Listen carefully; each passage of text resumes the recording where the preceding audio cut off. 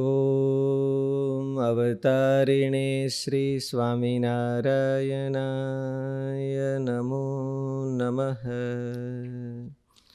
શ્રી હરિકૃષ્ણાય નમો નમઃ. શ્રી પૂર્ણપુરુષોત્તમાય નમો નમઃ. સૂત્ર નંબર 31. દુઃખ દૌમનસ્ય અંગમેજયત્વ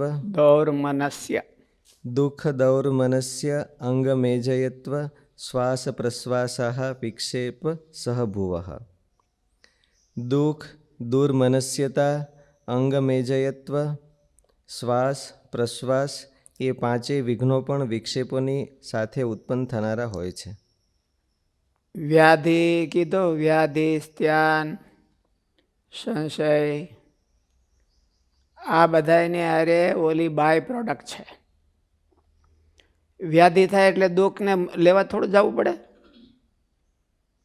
ક્યાંક રોગ થાય એટલે એને સહભુવ કીધા છે. પણ યોગમાં અંતરાય રૂપ છે. દુઃખ થાય તો તમે યોગ ન સાધી શકો. એટલે સુખ દુઃખે સમય કૃત્વા લાભા લાભો જયા જેવા. એટલે એ બધાએ એટલા માટે એવું કીધું કે સુખ દુઃખે સમય કૃત્વા. વ્યાધિ, સ્ત્યાન, સંશય, આલસ્ય, નિદ્રા, ઓલું અવિરતિ, ભ્રાંતિ દર્શન, અલબ્ધ ભૂમિકત્વ અને અનવસ્થિતત્વ, આ બધાની હારે ઓલું એક કોઈ પણ એક આવ્યું હોય તો આમાંથી હોતે કોઈક 1, 2, 3 વધારે એમ આવી દે. શ્વાસ પ્રશ્વાસ હોતે કીધું. જો ક્યારેક શ્વાસ ચડી જાય આપણું ધાર્યું નથી હોય તો, એટલે શ્વાસ પ્રશ્વાસ પણ આ બધું એના ઓલા છે અંતરાયો ખરા. પણ આ મુખ્ય અંતરાયો નહીં. દુઃખ સીધે સીધું નથી આવતું. હાનિ, લાભ, વ્યાધિ આ બધા થાય પહેલા અને પછી દુઃખ થાય. કાંઈ નહીં, મને આકાશમાંથી દુઃખ પાણી વરસે એમ દુઃખ વર્યું એવું કોઈને થતું નથી. એટલે એને સહભુવ કીધા. એ કોઈ કારણને લઈને આવ્યા હોય છે અને એનું કારણ બીજું હોય છે. વ્યાધિ છે એ એનું કારણ હોઈ શકે. દૌર્મનસ્ય, દૌર્મનસ્ય એટલે આપણો એક વાતમાં આપણે નિષ્ફળ જઈએ અને ત્યારે મનમાં ખેદ થાય ત્યારે એને દૌર્મનસ્ય કહેવાય. આપણે સંતો હોય તો ધાર્યું ન થાય અને કાંઈ મજબૂરી હોય ને બીજું કાંઈ કરીએ કેમ ન હોય અને પછી મનમાં જે ફીલ થાય એને દૌર્મનસ્ય કહેવાય. એને સાદી ભાષામાં ખેદ કહેવાય.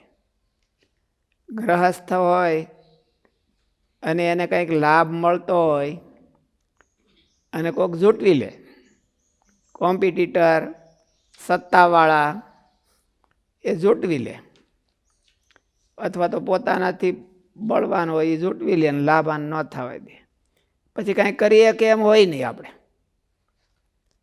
એટલે એને પછી જે મનમાં ફીલ થાય એનું નામ દુર્મનસ્યતા કહેવાય. દુઃખ દૌર્મનસ્ય અંગમેજયત્વમ, એટલે પોતાના અંગો છે એ આપણા કંટ્રોલમાં ન હોય. ઓલું ડિસીઝ કહે ને શું કે ધ્રુજતા હોય, પેરાલિસિસ, પેરાલિસિસ જેવા. એ એક જાતનો રોગ છે.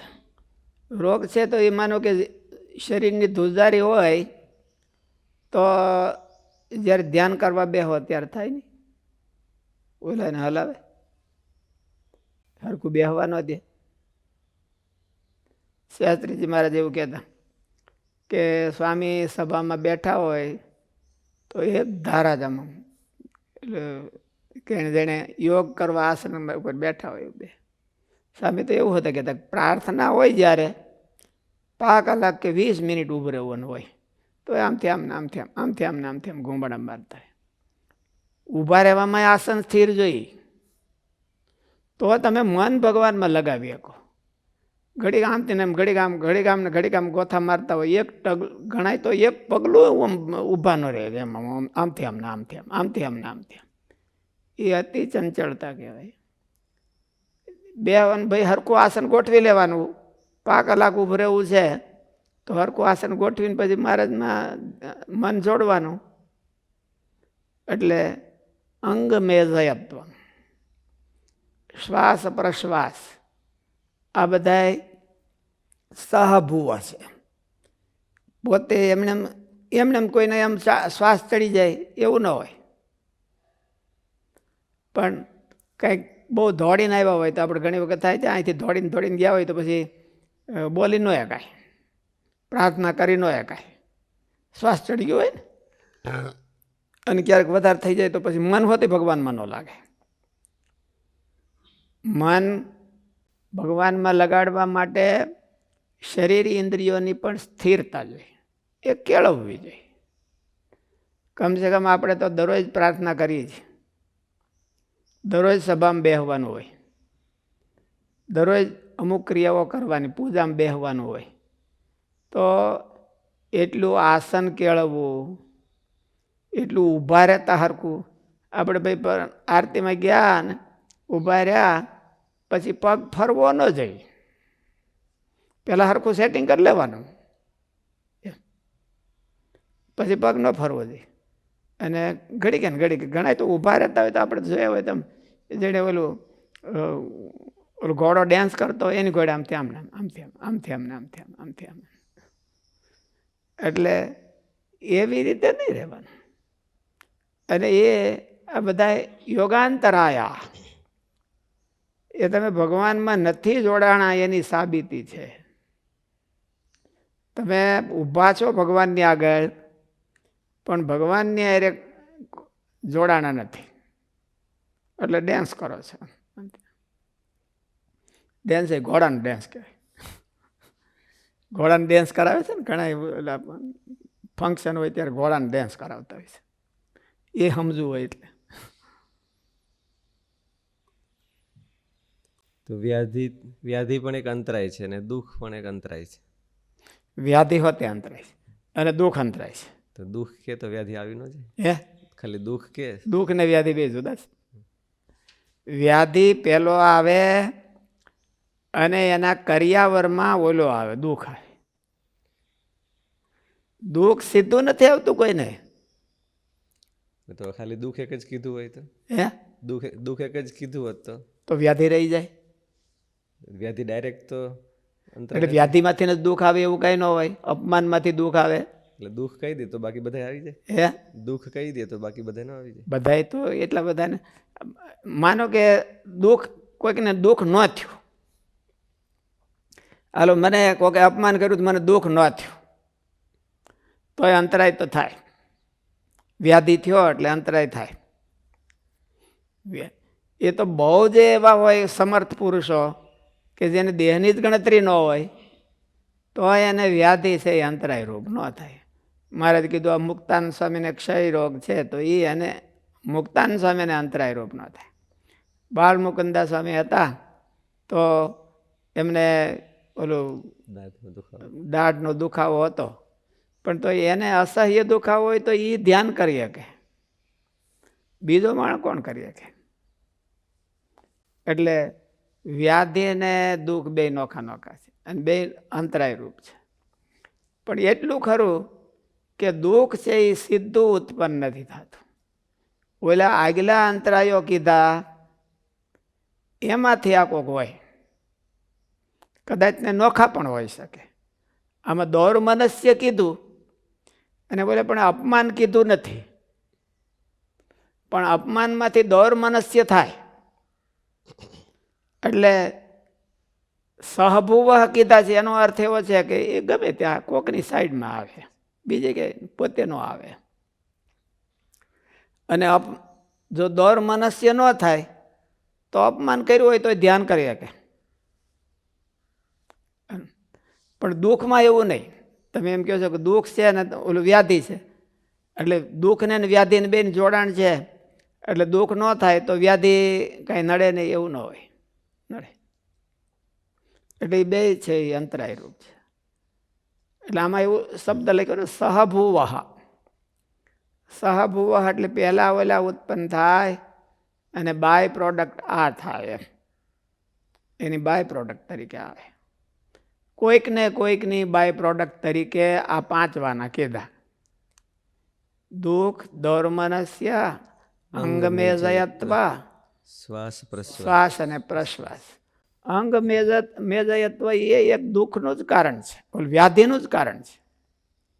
વાતપિત્તનું અનબેલેન્સ છે અને વાતપિત્તનું અનબેલેન્સ એ દુઃખ ઓલું વ્યાધિ છે.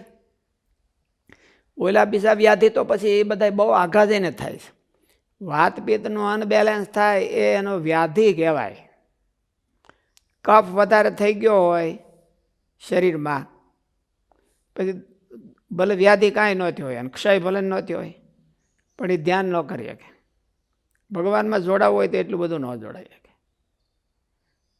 પછી ભગવાનનો ભક્ત હોય ને એને થોડીક ટેવ પાડી હોય તો કિંચિત જોડાણ થાય. શુદ્ધ જોડાણ કરવું હોય તો ઓલાને પહેલાં ધ્યાન રાખવું પડે. એ આવે નહીં એનું ધ્યાન રાખવું પડે અને એનું બેલેન્સ રાખવું પડે. પિત્ત બહુ થઈ ગયો હોય, પેટમાં બળતરા થઈ હોય, અલ્સર થયું હોય, પછી ધ્યાન કરવા બેસે તો એટલું સ્વસ્થ ધ્યાન ન થાય. જેને પછી દરરોજનું થઈ ગયું હોય એ તો કરે, પણ જે એકદમ સ્વસ્થ હોય બોડી અને એનાથી જે થાય એવું ન થાય. એટલે સહભુવઃ કીધા છે. બીજાની કોકની હારે નકર મને એમ થતું હતું કે મેં કીધું બધા અંતરાયો કહેવા છે તો બધા અંતરાયો એક લિસ્ટમાં કહી દીધા હોય તો હું વાંધો એમ, પણ એક લિસ્ટમાં નથી. આ બધાની બેયની ક્વોલિટી ને બેયનો વિભાગ જુદો જુદો છે. ઓલા છે એવા વ્યાધિ ધ્યાન એના જેવો આ નથી.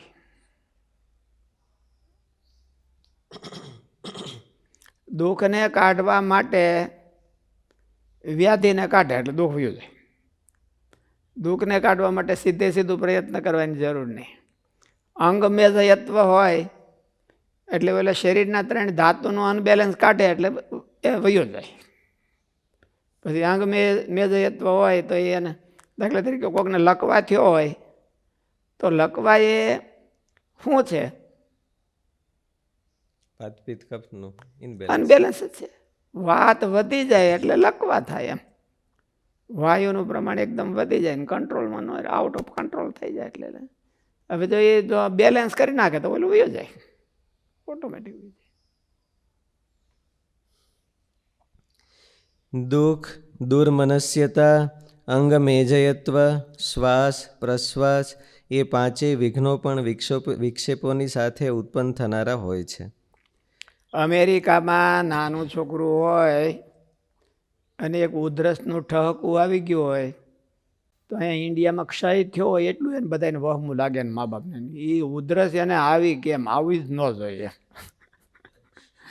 અને અહીં તો ક્ષય થઈ ગયો હોય ત્યાં સુધી વાંધો નહીં, જે મર્યો નથી તો ત્યાં સુધી વાંધો નહીં.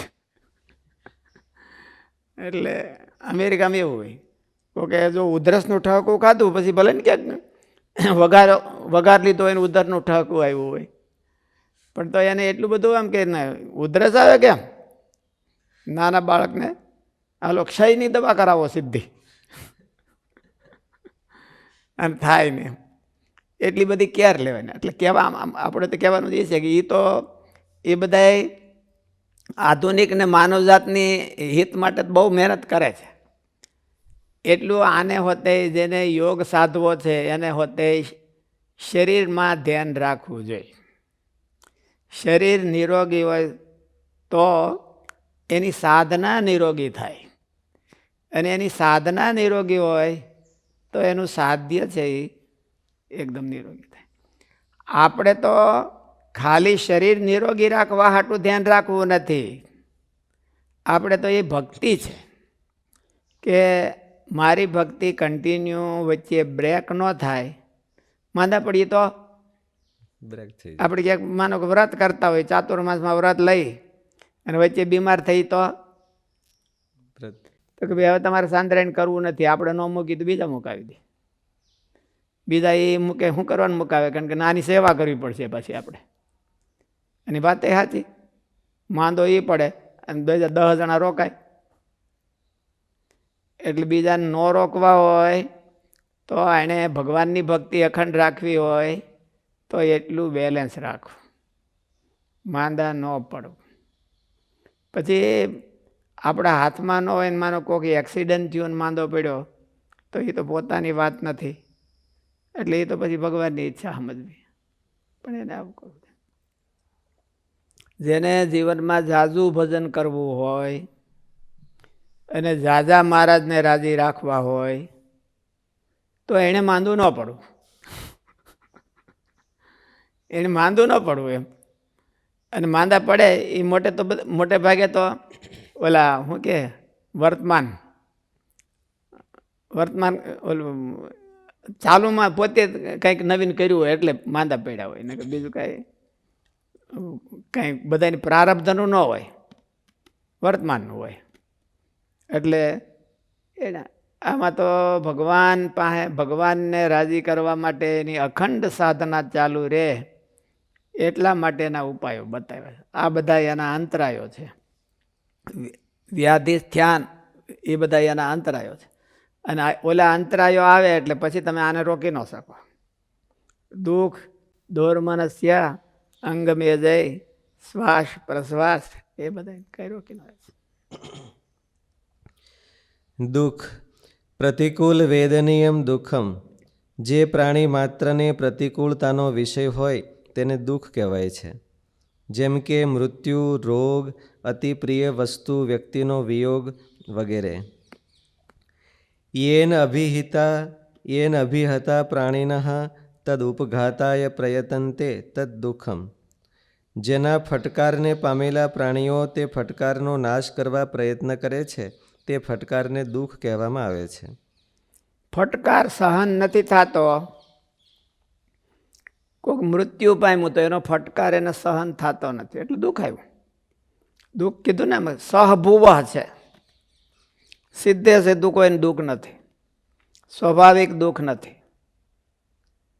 પણ સહભુવ છે. કાંઈક વસ્તુ બીજી બની હોય ને એના પરિણામ રૂપે માણસને દુઃખ થાય છે. અને સુખ છે એ સહજ છે, એ કોઈના આધીન નથી.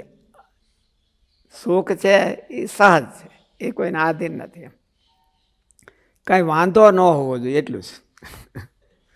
તો આ જીવને સુખ છે એ આત્માનો પોતાનો સ્વયં ધર્મ છે. પરમાત્માને સંભાળે તો એની વાત જ જુદી એમ. એટલે દુઃખમાં અને સુખમાં બેમાં થોડોક એટલો તફાવત છે. દુઃખ છે એની ઉત્પત્તિ ક્યાંકથી થઈ છે અને સુખ છે એ આત્માનો સહજ ધર્મ છે. જો એ મૂળ રૂપમાં આવી જાય તો એને સુખ લેવા જવું પડે નહીં. અને દુઃખ છે એ બીજેથી આવ્યું હોય છે. એટલે દુઃખનો સર્વથા નાશ થઈ શકે અને સુખ છે એ કાયમી રહી શકે. જો અર્જિત કરેલું હોય ને ક્યાંક મેળવેલું હોય, બેંક બેલેન્સ નહીં ખોટે તો બેંક બેલેન્સ ખોટી જાય. ગમે એવા મોટા માણસ હોય તો એનું બેંક બેલેન્સ ખોટી જાય, કમાણી ન થાય ને બધું. એટલે સુખમાં બેંક બેલેન્સ નથી, એ તળ પાણી છે, કાઢી રાખો તો નીકળે, ખૂટે જ નહીં એવું. અને દુઃખ એવું નથી જીવાત્માના હારે, એ બહારથી આવ્યું હોય છે. એટલે દુઃખની હારે સુખ ન લખ્યું, સુખ દુઃખ દોર્મનસ્ય એવું ન લખ્યું, અને આમ પ્રફુલ્લિતતા ને એવું ન લખ્યું. સુખ પ્રફુલ્લિતતા એ જીવાત્માનો સહજ ધર્મ છે. જો એલા બધાય વ્યા જાય, દુઃખ ને બધાય અંતરાયો વ્યા જાય તો આ તો એમાં સહજ છે, એને ઘરની વાત છે, એટલે એને લાવવી પડતી નથી. અન્ય ગોચર. અને જે ગીતામાં ભગવાને કીધું સુખ દુઃખે સમે કૃત્વા લાભા લાભો જયા જયો, તો એનું શું સમજવું? એ તો જે પ્રારબ્ધથી આવ્યું હોય, પ્રારબ્ધથી સુખ દુઃખ આવ્યું હોય. પ્રારબ્ધ ન આવે, ગમે ત્યાંથી આવે. પણ એમાં તો દુઃખની હારે સુખને હોતે લઈ લીધું. એટલે પદાર્થ જનિત સુખ હોય એમાં લાભો થયા છે. સુખ દુઃખે સમય કૃત્વા લાભો થયા છે. અને સહજ છે એ તો આત્માનો તત્વનું સુખ છે, પરમાત્માનું સુખ છે, એ સહજ છે. આ બધા જો આર્ટિફિશિયલ સુખને મને ભોગવવા તો ઓલું સહજ ન આવે. આ બધા સુખો છે એ આર્ટિફિશિયલ છે, કોઈ પદાર્થને આધીન હોય સુખો. એક તો જીવાત્માનું સહજ સુખ છે અને એક પદાર્થને આધીન હોતે જીવે માનેલું છે. દુઃખ તો પદાર્થને આધીન જ છે, આ જગતના પરિબળોને આધીન છે. એ સહજ કોઈને છે જ નહીં. દુઃખ સહજ કોઈને નથી, આપણે ઊભું કરેલું છે. પણ સુખ છે એ ઊભું કરેલું છે એવું નથી, એ સહજ છે. પણ એ સહજ સુખને મૂકી અને પદાર્થને આધીન સુખને ભોગવે એટલે એને માટે ભગવાને એવું કીધું કે સુખ દુઃખે સમય કૃત્વા લાભ. એ એક જાતનું દુઃખ જ છે, એને ત્યાગો. અને કોઈ દી જાય નહીં એવું સુખ એને મેળવો. કોઈ દિવસ ક્યારે જવાનું જ નહીં. એકવાર આવ્યું તો બસ જવાનું નહીં, એવું સુખ એ ભગવાનનું છે. એટલે એમાંથી જે સુખ આવે એ અન્ય ગોચર દ્વેષ અનધીન દ્વેષ વિષયત્વમ દુઃખમ. ખરેખર તો દ્વેષ વિષયત્વમ દુઃખમ એટલી જ વ્યાખ્યા હોવી જોઈએ. દ્વેષનો જે વિષય હોય તેને દુઃખ કહેવાય. પરંતુ એમ વ્યાખ્યા આપીશું તો દ્વેષનો વિષય તો દુઃખ તો હોય જ છે, પણ દુઃખના સાધનોમાં પણ દ્વેષ ઉદ્ભવે છે, તો દુઃખમાં તેનો પણ સમાવેશ થઈ જશે. માટે તેનું નિવારણ કરવા દ્વેષ. દાખલા તરીકે કોઈ કે હરફ ભાડ્યો એટલે એને ત્રાસ થાય છે. તો હરફ છે એ ત્રાસરૂપ નથી, પણ હરફ કરડે અને મરવું પડે એ આને ત્રાસરૂપ છે. એટલે ઓલા મરવાના સાધન તરીકે એનો દ્વેષ થાય છે. હકીકતમાં તો મરવું છે એની હારે બધાને દ્વેષ છે, મારું મરાય નહીં તો સારું. હમણાં એક દી મેં વાંચ્યું હતું તો એવું આવ્યું હતું કે હવે હમણાં ટૂંક સમયમાં જ 1000 વર્ષની આયુષ થવાની છે. આ જે અત્યારે વર્તમાન કાળે જન્મા છે એને ચાન્સ મળશે. અમે 70 વર્ષ પહોંચી ગયા હોય, અમારે ચાન્સ નહીં મળે. અમારે તો મરવું કમ્પલસરી છે. ઓલાને બધાને 1000 વર્ષ જીવવું હોય તો મળશે. બધાએ આયુષ ઓછી આ રિવર્સ કરવાની પ્રોસિજર અટાણે હાલે છે. આયુષ 100 વર્ષ થાય એટલે 20 વર્ષ પાસે રિવર્સ કરી દે એને, અને કાં 80 વર્ષનો થાય એટલે 60 વર્ષની રિવર્સ કરી દે. એટલે પછી 20 વર્ષ જીવી રાખે, પછી વળી પાછો ડૉક્ટર પાસે આવે કે 20 વર્ષ રિવર્સ કરી દો. એટલે એવી રીતે 1000 વર્ષ જીવી શકશે. એવું અત્યારના વૈજ્ઞાનિકોના સંશોધનોમાં આવ્યું હતું. આપણે તો સાંભળ્યું, પણ આપણે તો કંઈ એમાં હરખાવા જેવું નહીં. આપણે તો વ્યાજ જવાના, એટલે ત્યાં સુધી તો આપણે છે ત્યાં સુધી આવવાનું નથી. અટાણે નવું યંગ જનરેશન છે એને લાભ એનો કદાચ ને મળે, પણ એ પછી થાકી જાય કે હવે તો મરીએ તો સારું. અને ડૉક્ટર પાસે એમ જાય કે આ થોડીક મરવાની દવા આપો, એટલે અમે જઈએ અહીંથી. બહુ જીવવું સારું નહીં ને. ભગવાને મૂક્યું છે, નેચરલ મૂક્યું છે. એટલે આ ઓલું જે 1000 વર્ષની આયુષ કરે છે એ તો આર્ટિફિશિયલ આ વૈજ્ઞાનિકોએ કરી, અને કળયુગે કરી છે તો 100 વર્ષની ભગવાને કરી યુગની દૃષ્ટિએ. પરંતુ એમ વ્યાખ્યા આપીશું તો દ્વેષનો વિષય તો દુઃખ તો હોય જ છે, પણ દુઃખના સાધનોમાં પણ દ્વેષ ઉદ્ભવે છે, તો દુઃખમાં તેનો પણ સમાવેશ થઈ જશે. તો એ અન્ય અનધીન ન થયું, અન્યને આધીન થયું. દુઃખને આધીન દુઃખનું સાધન, અને એનાથી દુઃખ થાય છે. એ તો ભણનારાને સમજવા જેવું છે. બાકી બધું માટે તેનું નિવારણ કરવા દ્વેષ અનધીન દ્વેષ, સર્પ ઝેર વગેરેમાં માણસને દ્વેષ છે તે તો મૃત્યુ દુઃખને લીધે તેમાં દ્વેષ થાય છે. અન્યથા તે દ્વેષ વિષય બનતા નથી. માટે તેમાં દુઃખની વ્યાખ્યા ન જાય માટે દ્વેષ અનધીન દ્વેષ વિષયત્વમ દુઃખમ એવું બતાવ્યું છે. દ્વેષ અપ્રીતૌ અર્થમાં ધાતુ વપરાય છે. અપ્રીતિ એટલે પ્રીતિનો અભાવ એટલું જ નહીં, પણ વિરુદ્ધાર્થમાં નયર્થ લેવાનો છે. માટે વેર ભાવના અર્થમાં દ્વેષ ધાતુનો અર્થ આવશે. માટે દ્વેષ એટલે વેર કરવું, દ્વેષ એટલે પ્રીતિનો અભાવ એટલું જ નહીં. દ્વેષ અપ્રીતો એવું એમ કે ક્રિયાપદનો અર્થ. દ્વેષ અપ્રીતો, અપ્રીતો એટલે પ્રીતિ નહીં. આ રોડ ઉપર હાલ્યા જાય છે માણસો, એમાં આપણને કંઈ ને કંઈ કોઈની હેત નથી એમ, એવો અર્થ નહીં. દ્વેષ અપ્રીતો એટલે વેર, કોકની હારે વેર થઈ ગયો હોય એને દ્વેષ કહેવાય. માટે તેનો વિષય હોય તે દુઃખ ગણાશે, ત્યાં દ્વેષ ઉત્પન્ન થાય છે. પ્રીતિ હોય ત્યાં દ્વેષ શમન થઈ જાય છે. સુખ અને દુઃખ મનને આધીન માનવામાં આવ્યા છે. મનને પ્રતિકૂળતા હોય તે વસ્તુ વ્યક્તિને દુઃખ સ્વરૂપ થાય છે. તેથી વ્યાધિ વગેરેની સાથે ઉદ્ભવ પામનારા સહભુવઃ એવું બતાવ્યું છે. દુઃખ 3 પ્રકારના છે: અધ્યાત્મ, અધિભૂત અને અધિદેવ. એમાં આત્માનમ સ્વસંઘાતમ અધિકૃત્ય વર્તતે ઇતિ અધ્યાત્મમ.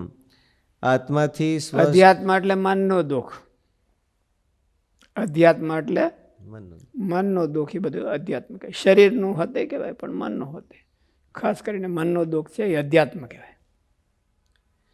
આત્માથી સ્વ શરીર સંઘાત લેવાનો આત્મને અધિકૃત્ય વર્તતે ઇતિ અધ્યાત્મ. અહીંયા આત્મા શબ્દ દેહ પર્યાય વપરાણો છે. દેહને એટલે દેહ એટલે એક જ સ્થૂળ દેહ નહીં, સૂક્ષ્મ દેહ અને સ્થૂળ દેહ એ બેયમાંથી જે દુઃખો આવે એને અધ્યાત્મ દુઃખો કહેવાય. આત્માથી સ્વ શરીર સંઘાત લેવાનો છે. શરીર નિમિત્તક ઊભું થતું કોઈ પણ દુઃખ તે આધ્યાત્મિક દુઃખ કહેવાય છે. આધ્યાત્મિક દુઃખ 2 પ્રકારનું હોય છે: શરીર સંબંધી અને માનસિક. તેમાં શરીર સંબંધી જે દુઃખ છે તે 2 પ્રકારનું હોય છે: નૈસર્ગિક અને ત્રિદોષ કારણજન્ય.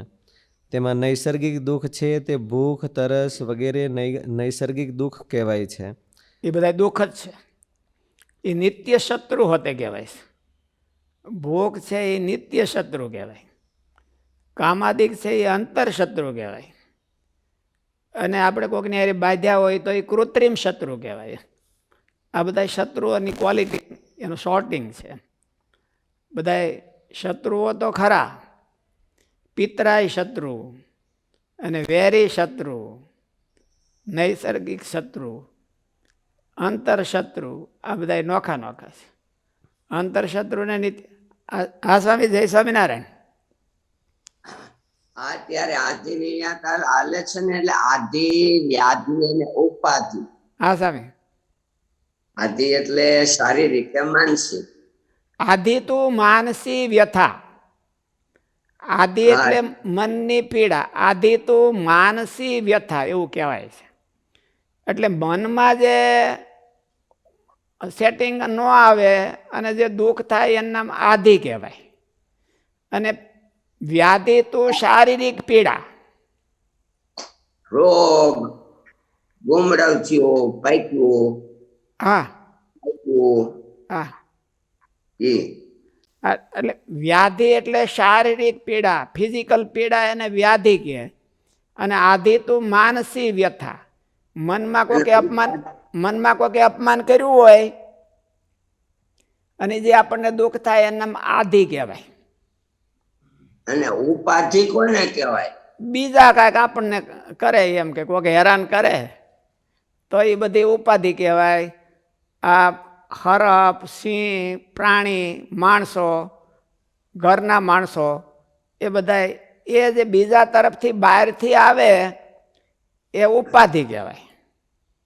સ્વામીએ વાતોમાં લખ્યું ખોત્રીની ઉપાધિ ન કરવી. એ હું ખોતરીની ઉપાધિ એટલે એ બહારથી ખોતરીને ઊભું ન કરવું એમ કીધું. ખોતરીને ઉપાધિ નહીં, પણ ખોતરીને ઊભું ન કરવું, ખોતરીને દુઃખ ઊભું ન કરવું, એમાં તો સ્વામી એવું કીધું છે.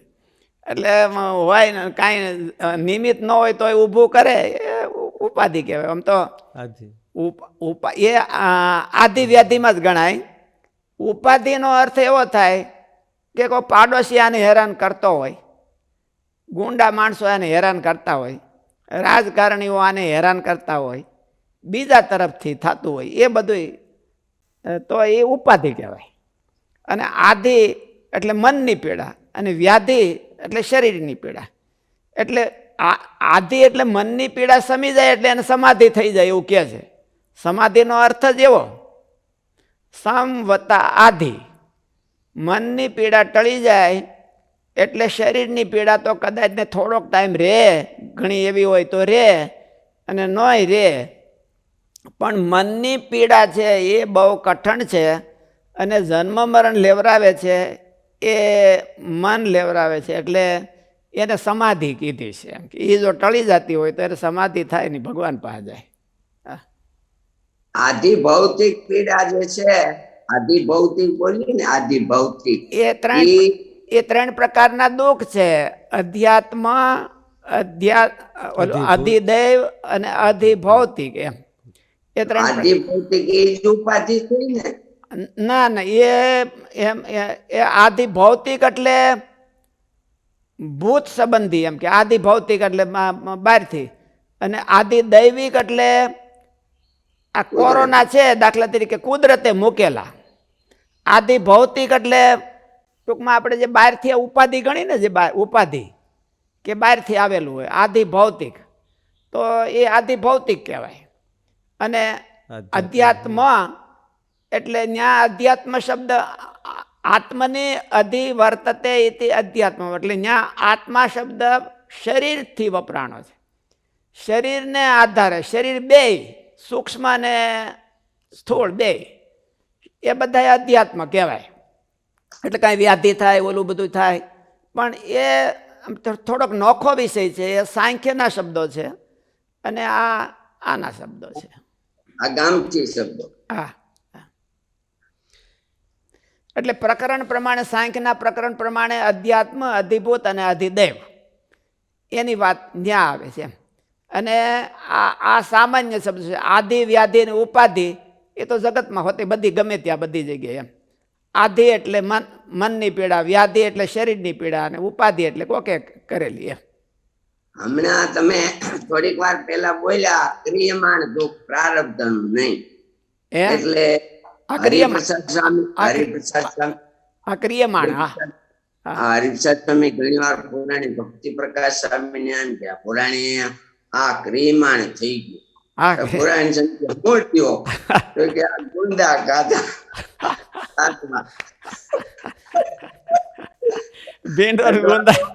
ભીંડોન ગુંદા ને બધું પછી નાવાનું થઈ ગયું.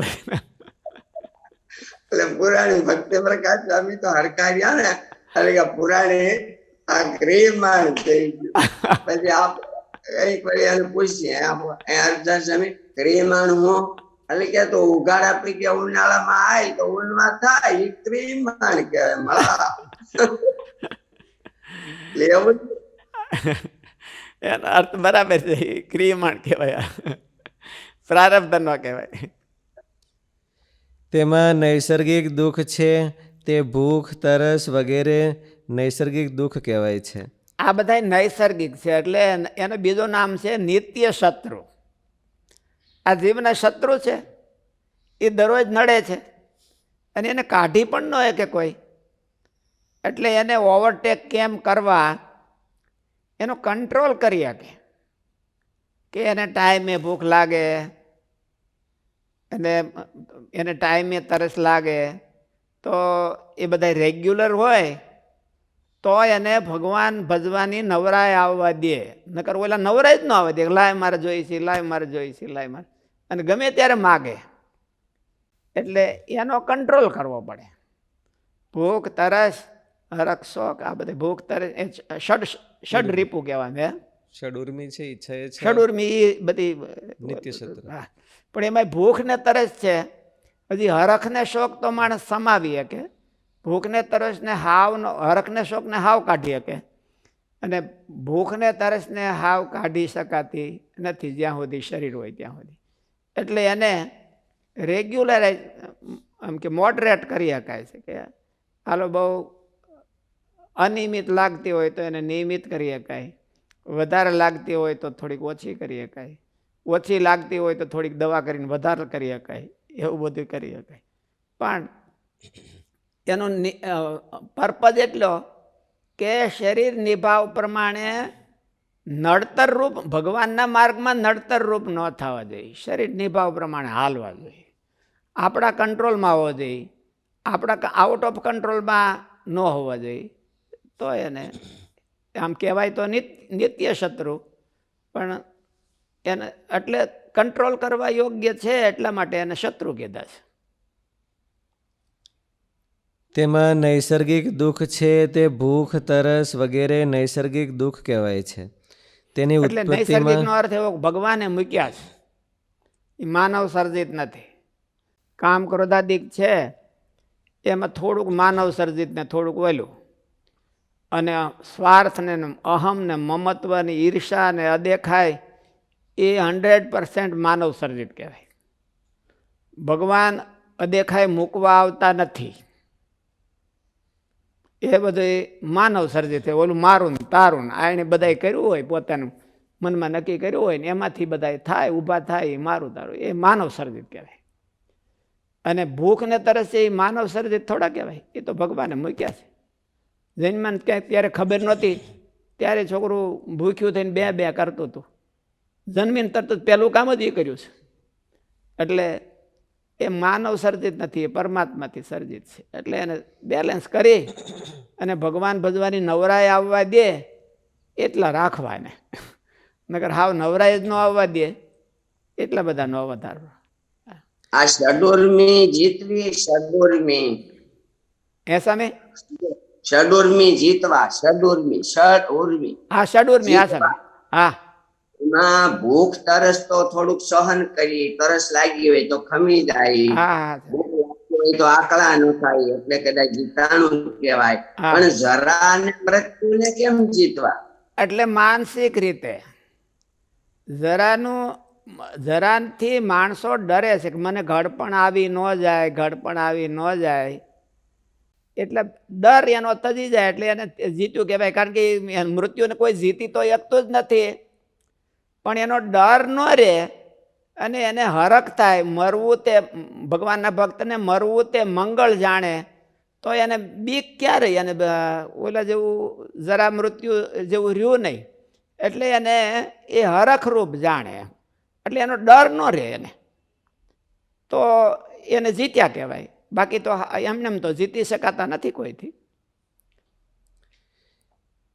તેમાં નૈસર્ગિક દુઃખ છે તે ભૂખ, તરસ વગેરે નૈસર્ગિક દુઃખ કહેવાય છે. તેની ઉત્પત્તિમાં બાહ્ય કોઈ કારણ હોતું નથી. બીજું ત્રિદોષ કારણજન્ય દુઃખ છે તે વાત, પિત્ત અને કફના ન્યૂનાધિક ભાવથી થાય છે.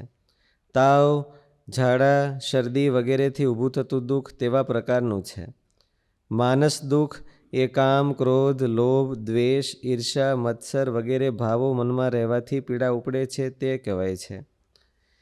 ભૂતાની વ્યાઘ્રાદીન અધિકૃત્ય વર્તતે ઇતિ આધિભૌતિકમ, એ પ્રમાણે મનુષ્ય, વાઘ, સર્પ, પશુ, પક્ષી વગેરેથી ઉત્પન્ન થયેલા દુઃખને આધિભૌતિક દુઃખ કહેવાય છે. દેવાન અધિકૃત્ય જાયતે ઇતિ આધિદૈવિકમ, અર્થાત દેવ અર્થાત મનુષ્ય લોકથી ઇતર લોકના પ્રાણધારીથી થતું દુઃખ આધિદૈવિક કહેવાય છે. યક્ષ, રાક્ષસ, ભૂત, પિતૃઓ વગેરેથી જે દુઃખ ઉત્પન્ન થાય છે તથા શીત, ઉષ્ણ, વાત, વર્ષા, વીજળી વગેરેથી દૈવિક તત્વથી ઉત્પન્ન થતા દુઃખોને આધિદૈવિક દુઃખો કહેવાય છે. દૌર્મનસ્યમ દૌર્મનસ્યમ ઈચ્છા વિઘાતા ચેતસઃ ક્ષોભ. દૌર્મનસ્ય એટલે ઈચ્છાનો વિઘાત થવાથી ચિત્તમાં ઉત્પન્ન થતો ક્ષોભ, અવસાદ, ચંચળતાને દૌર્મનસ્ય કહેવાય છે. અવસાદ એટલે શું કે પછી એનું મન ક્યાંય લાગે નહીં. આપણું કોઈ અપમાન કર્યું હોય અને આપણે ખાઈ પીને ધરાઈને બેઠા હોય ને એકદમ ફ્રેશ બેઠા હોય તો પછી ફ્રેશ રહી નહીં. મનમાં એ અપમાનનું દુઃખ છે એ ખટક્યા કરે, એને અવસાદ કહેવાય. એમ ક્યાંય એને બીજું કાંઈ કારણ ન હોય પણ ઓલું અપમાનથી દુઃખ થાય એ અવસાદ કહેવાય. દૌર મનસ્ય થાય છે. એટલે દૌર મનસ્ય છે એ સહભુવ છે અને ભગવાનમાં જોડાવા માટે અંતરાય રૂપ છે. એને કાઢવા માટે પોતાની સમજણ જોઈએ કે ભાઈ ગમે એમ થાય તો એ મહારાજે વચનામૃતમાં કીધું જેને ભગવાનમાં, જેનું મન ભગવાનમાં અતિ આસક્ત થયું હોય એના લક્ષણ કેવા? તો મહારાજ કે અતિશય અપમાન થયું હોય, થાકીને આવ્યો હોય, ઘણા કીધા એમાં આ હોતે આવ્યું કે અપમાન થયું હોય અને ધ્યાન કરવા બેહે તો એને ઓલું અપમાન નડે નહીં, તો એને દૌર મનસ્ય આવ્યું ન કહેવાય. ક્યારેક આપણે ધાર્યું હોય, બહુ જ ધાર્યું હોય મનમાં અને ન થાય ત્યારે માણસ છે એ થોડોક બહુ ખીન થઈ જાય, ક્યાંય બધું એને ઉડું ઉડું લાગે, આખું જગતમાં કાંઈ પ્રાણ જ નથી એવું લાગે, બધા નકરા પથરા ને ઘાસ ને એવું બધું પડ્યું છે એવું લાગે. કારણ કે હું તે ધાર્યું નથી થયું એવું. તો એને દૌર મનસ્ય કહેવાય. દૌર મનસ્ય એટલે ઈચ્છાનો વિઘાત થવાથી ચિત્તમાં ઉત્પન્ન થતો ક્ષોભ. અવસાદ, ચંચળતાને દૌર મનસ્ય કહેવાય છે. ત્યારે પણ ચિત્ત સમાધિસ્થ થઈ શકતું નથી. અંગ મેજયત્વ એંગાની એજરૂ કંપને એવું છે. અંગ મેજયમ અંગમ એજયતી અંગ મેજયમ. અંગાની એજયતી કંપયતી ઇતિ અંગ મેજયત્વમ. અંગો ધ્રુજતા હોય તેને અંગ મેજયત્વ કહેવાય છે. એ શારીરિક દોષ છે. તે ચિત્તને એકાગ્ર કરવામાં વિક્ષેપ કરનાર છે. એટલે ધાતુજનિત દોષ છે. વાતનો વધારો હોય ત્યારે એ થાય છે, પણ ભગવાનમાં જોડાવા માટે એ માનસિક વિક્ષેપ કરનારો છે. તે આસનોના અભ્યાસથી અને કસરતથી દૂર થાય છે. મને એમ વિચાર આવતો હતો કે અંગ મેજયત્વ લખ્યું એ સહભુવ કેનો, પણ આમ ખ્યાલ આવ્યો કે એ વ્યાધિનો સહભુવ છે. એક જાતનો વ્યાધિ છે, પણ ઓલી વ્યાધિ જેવું આમ કે એકદમ પીડાદાયક નથી, એટલે આપણે વ્યાધિરૂપ દેખાતું નથી, પણ વ્યાધિમાંથી આવે છે, રોગમાંથી આવે છે. શ્વાસ પ્રશ્વાસ. જે વાયુ પોતાની ઈચ્છા ન હોય તો પણ પ્રવેશ કરી જાય અથવા બહાર નિસરી જાય તે દોષરૂપ હોઈને વિક્ષેપરૂપ થાય છે. એકાગ્રતા અને સમાધિમાં આળસ, પ્રાણનું સ્તંભન થવું જરૂરી હોય છે. ચલે પ્રાણે ચલમ ચિત્તમ કહેવાય છે. પ્રાણ ચંચળ હોય તો ચિત્ત પણ ચંચળ રહે છે. તેથી પ્રાણાયામનો અભ્યાસ કરી તેનો નિયમન કરવો જોઈએ. શું કીધું? કયો વાયુ બહાર નીકળી જાય? ચલે પ્રાણે ચલમ ચિત્તમ. જે વાયુ પોતાની ઈચ્છા ન હોય તો પણ પ્રવેશ કરી જાય અથવા બહાર નિસરી જાય. એટલે આપણને આપણે ક્યાંક દોડીને આવ્યા હોય અને શ્વાસ ચડી ગયો હોય તો આપણને ઈચ્છા થોડી હોય કે બહુ શ્વાસ લઉં, પણ આપણે બોલવું હોય ને પ્રાર્થના કરવી હોય તો એ થાય નહીં. ત્યારે આઉટ ઓફ કંટ્રોલ છે એ આપણો, એટલે એને શ્વાસ પ્રશ્વાસ કહેવાય. એ કંઈક કોઈને લઈને થયો છે એવું એમ, પણ ભગવાનમાં જોડાવામાં અંતરાય રૂપ છે. આપણી ઈચ્છાથી આઉટ ઓફ કંટ્રોલ ત્યારે શ્વાસ ચડતો હોય ત્યારે માણસ ભગવાનમાં જોડાઈ ન શકે. શ્વાસની હારે મન હોતી ને આવ્યું જાય.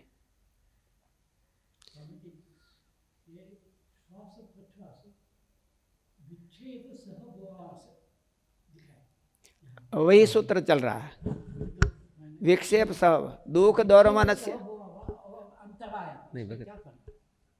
अंतराय सहभुवाः. अंतराया पहले जो सूत्र है वो अंतराया है.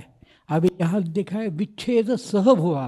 व्याधि स्त्यान संशय संशय अविरति आलस्य प्रमाद अविरति भ्रांति दर्शन अलब्ध भूमिकत्व अवस्थित्वानि चित्त विक्षेपास्ते अनवस्थित अंतराया। अंतराया, ये साक्षात अंतराय है। अंतराया और विच्छेद से इसमें क्या अंतर है? अंतराय विक्षेप, दोनों एक ही है। दोनों एक है। विक्षेप बोले या तो अंतराय बोले, भगवान, हम जब भगवान में संबंध करने चाहते हैं तो बीच में आके खड़े हो जाते हैं, तो उनको व्याधि अंतराय। ये दुख दौर्मनस्य है, वो साक्षात स्वयं नहीं आते, किसी के साथ में किसी को आगे करके आते हैं। जैसे दुख, दुख स्वयं नहीं आते, व्याधि को आगे करके आते हैं। व्याधि है इसलिए दुख है, नहीं तो स्वयं दुख नहीं है। ऐसा वो दौर्मनस्य भी दौर्मनस्य व्याधि नहीं है, नहीं है। वो व्याधि का परिणाम हो सकता कभी कभी। दौर्मनस्य का मतलब यही है कि मन में जो अपन को टारगेट था वो नहीं पूरा हुआ, नहीं पूरा होने से मन विक्षेप हो जाता है, तो वही दौर्मनस्य है। अपमान से कभी कभी दौर्मनस्य हो जाता है। सूत्र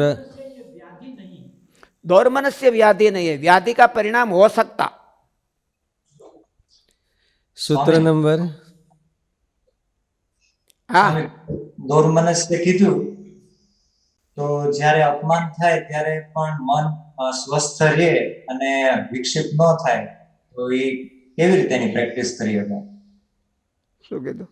અપમાન થાય અને તોય દોર મનસ્ય ન થાય, એની પ્રેક્ટિસ કેવી રીતે કરી શકાય? ગીતામાં ભગવાને કીધું છે ને કે ઓલું આપણે સાધુનું લક્ષણ હું બોલીએ છીએ, મુક્ત સંગ અનહમવાદી સિદ્ધ સિદ્ધ ધૃત્યુત્સાહ સમન્વિત સિદ્ધ સિદ્ધ્યો નિર્વિકાર કરતા સાત્વિક ઉચ્યતે. એમાં લખ્યું છે ને, અને આમ કે માન અપમાન એમાં બધું હરખું આગળથી એક અન્ડરસ્ટેન્ડિંગ છે. માણસે પોતાને માટે કંઈક અન્ડરસ્ટેન્ડિંગ કરી રાખવી જોઈએ. મહારાજે વચનામૃતમાં હોતે કીધું, ચાહે કોઈ મારી ઉપર ધૂળ નાખે, ચાહે કોઈ મને હાથીએ બેસાડે, ચાહે કોઈ ગધેડે બેસાડે, તો પણ હું મારે સમ છે, તો પણ હું સમ છે એનો અર્થ હું, મારે સમ છે એનો અર્થ હું. મેં જે ભગવાનને મેળવવાનું ગોલ લીધું છે એ ગોલ પૂરું કરવું. પછી ગોલ પૂરું કરતા કોઈક મારે તો વિરોધ કરે કે કોઈ ન પણ કરે. ભગવાનને રાજી કરવાનું ગોલ લીધું છે.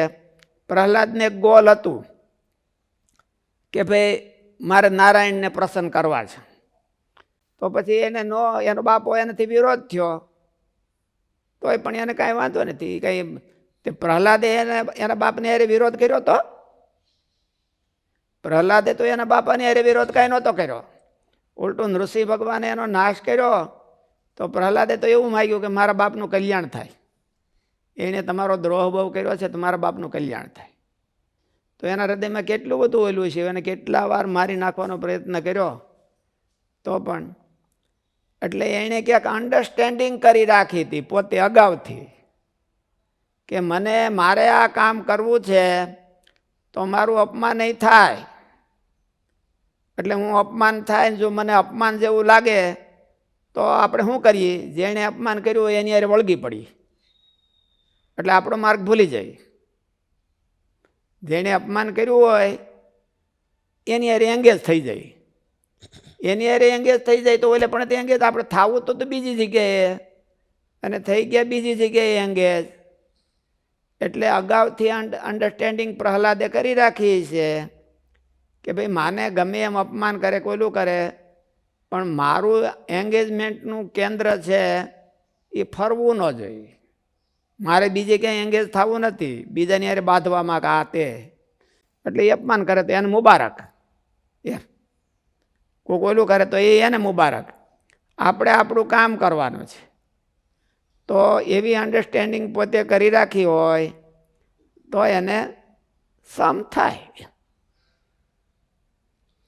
सूत्र नंबर 32 तत्प्रतिषेधार्थम एक तत्वाभ्यासः તત્પ્રતિષેધાર્થમ, અંતરાય પ્રતિષેધને માટે, આ બધા જે અંતરાયો છે એને ઓવરટેક કરવા માટે એક તત્વાભ્યાસ, એક ફોકસ, એક ગોલ, એક અભ્યાસ, એની ઉપર જો બરાબર પ્રેશર આપે તો એટલે હોય તો ક્યાંક સાઈડમાં ખાઈ જાય ને બીજું બધું થઈ જાય.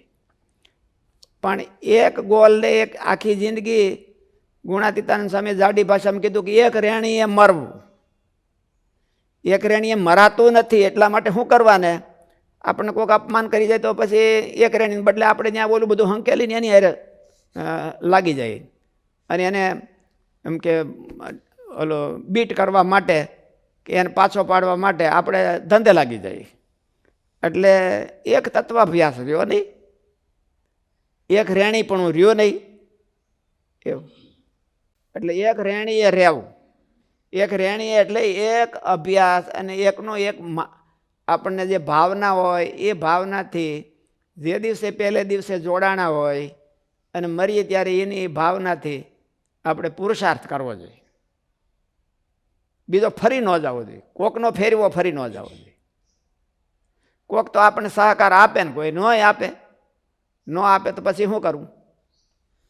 આ ગ્રહસ્થ હોય ને એના ઘરવાળા છે એ ક્યારેક ભગવાન ભજવામાં સહકાર ન આપે અને આને એંગેજ કરી રાખે, પછી મહારાજ તેડવા આવે તો મહારાજને એમ થોડા કહીએ કે ભાઈ મારો ઘરવાળું છે એ કલાટ હતું તો મને માફ કરી દો, કારણ કે હું કાંઈ ભજન તમારું કરી શક્યો નથી. એ ભગવાન જાણે, ભગવાન શું કહે કે એ તો તારા પ્રારબ્ધનું હતું એટલે એવું જ મળે, બીજું ક્યાંય મળવાનું, બીજી ક્યાંય મેં આખા જગતમાં જોયું એના સિવાય બીજું કોઈ સિલેક્ટ થયું જ નહીં, એટલે એ તારા માટે જ હતું અને તું હવે એંગેજ થઈ ગયો તો તું ભોગાય. એની જવાબદારી ભગવાન લેતા નથી. બીજા કોઈ આપણો વિરોધ કરે, બીજા કોઈ આપણને નડે, બીજા કોઈ હેરાન કરે, એની જવાબદારી ભગવાન લેતા નથી. એ આપણા પ્રારબ્ધનો ખેલ છે. છતાંય જો સાચો થઈને ભગવાનને જોડાય તો ભગવાન છે એની રક્ષા કરે છે બધે. એ પણ આપણે પહેલાં ભગત થાય તો અગાઉથી કંઈક તમે આ રક્ષા કરો, હું કરવાનો છું તમારું ભજન, તો ભગવાન કે વાંધો નહીં હું કરું છું, જોઉં છું, મારી ટાઈમ પાછો લેવો પડશે, મારે સિલેક્ટ કરવો પડશે, પ્રોગ્રામ ગોઠવવો પડશે.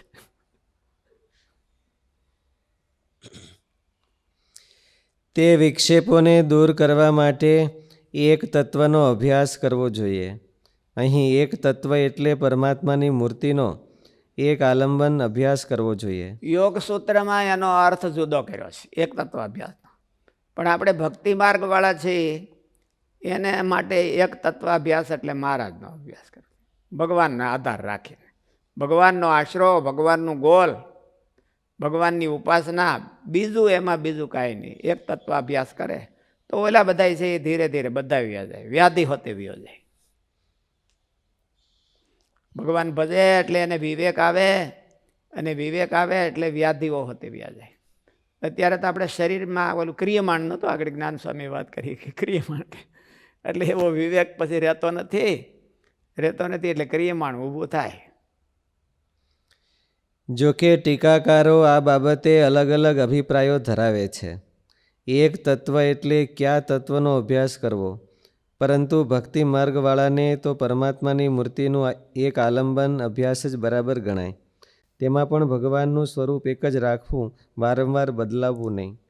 ઓલું રિપીટેશનનો ઓલું જે એનો સ્ટ્રેન્થ, એક માણસ છે એ 1000 જાતની સ્કિલ જાણે છે, 1000 જાતની તો કોઈને હોય નહીં, પણ 100 જાતની જાણે છે, 100 જાતની હોય નહીં, પણ 5-10 સ્કિલમાં હોય કોઈ હોશિયાર. તો એ 5-10 સ્કિલમાં પોતાનો એફર્ટ લગાવે છે અને એકની પાસે એક જ સ્કિલ છે અને એ એમાં પોતાનો એફર્ટ લગાવે છે. તો અત્યારના સર્વેમાં એવું કીધું છે કે એક જણો એક વસ્તુમાં જ 1000 વાર પ્રયત્ન કરે અને એક જણો 1000 ઠેકાણે નોખો પ્રયત્ન કરે, તો એક વસ્તુમાં 1000 પ્રયત્ન કરનારાને કોઈ પહોંચે જ નહીં. દુનિયામાં કોઈ ન ભોગે, ગ્રીનિજ બુકમાં કોઈ ન ભોગે.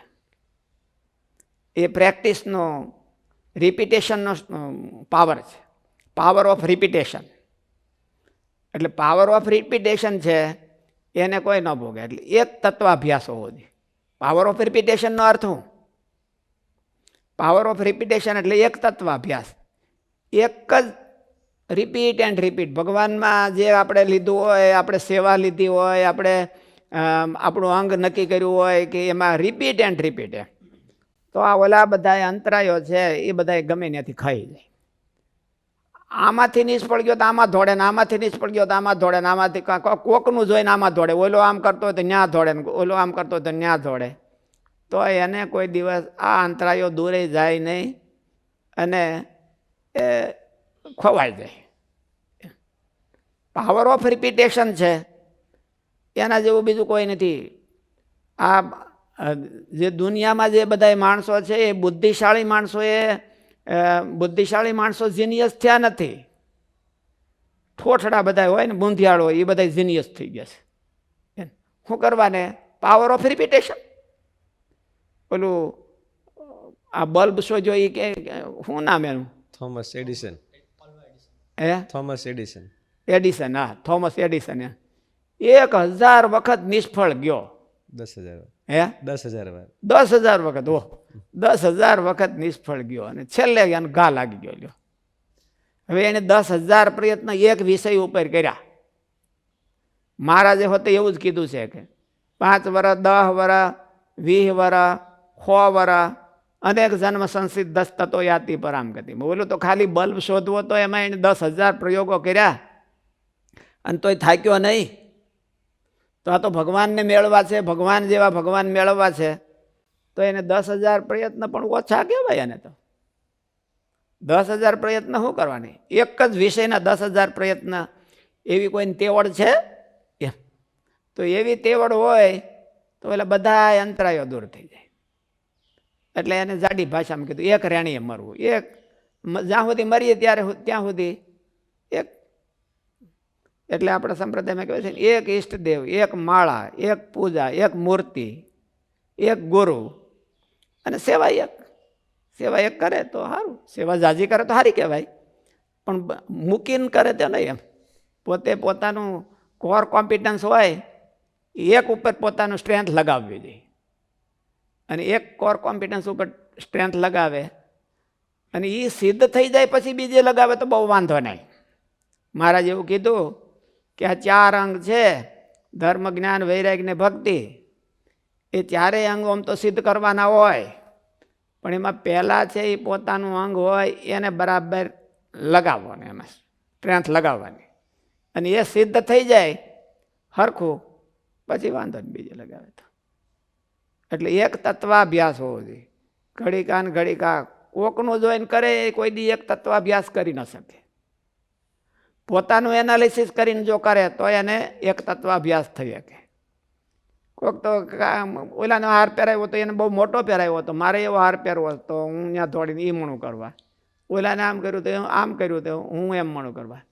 આપણું ઠેકાણું નથી કાંઈ કે મારી કેપેસિટી શું છે, મારી સ્ટ્રેન્થ શું છે, મારો કોર કોમ્પિટન્સ શું છે, કે મારું પેશન શું છે, એ આપણે કાંઈ ઠેકાણું નથી.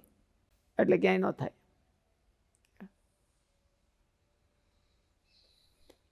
હા, પૂછવું છે કાંઈ?